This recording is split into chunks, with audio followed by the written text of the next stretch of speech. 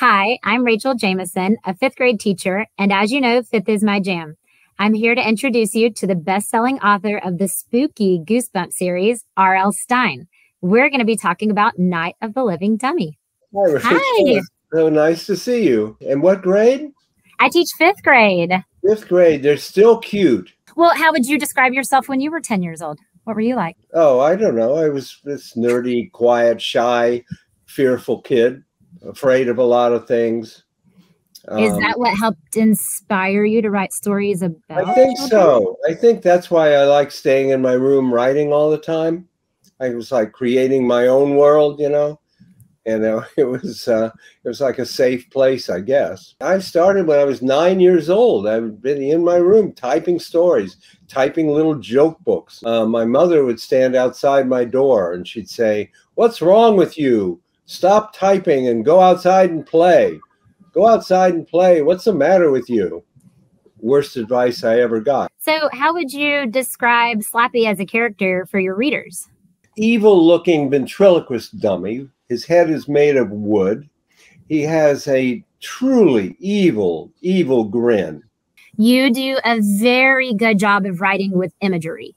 I really feel like I'm in the room. I'd like for the reader to identify with the main character. You're experiencing everything that character does.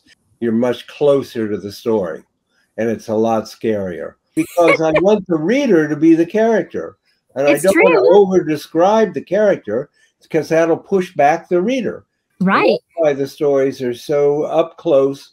Total close point of view is the real secret. So one of my favorite things about the book is at the end of each chapter, there's a cliffhanger. There's this oh no moment that makes you want to flip the page real fast and find out what's about to happen. A lot of authors think that's a really cheap gimmick, to have a cliffhanger at the end of every single chapter. But it's real. That's my secret for getting kids to keep reading. And I spend a lot of time. This is hard. I mean, it's not a cheap gimmick on getting a really good cliffhanger, a big surprise at the end of every chapter. And it's got, you know, it was a real challenge after a lot of writing so many books to keep coming up with new chapter endings. I can see that. Like, I feel like I can understand it. And also to pay like a little bit of credit to it, it feels good as a teacher when we read a novel together in class and we get to the end of a chapter and the students are like, please, just one more. And that I even say to them, I say, that's how you know that the author is a good writer, because if you want to keep going on, then, you know, you're hooked on the book. And that's. Yeah, we love that. When we started Goosebumps back in 1992, I said, let's try 2 or 3 of them.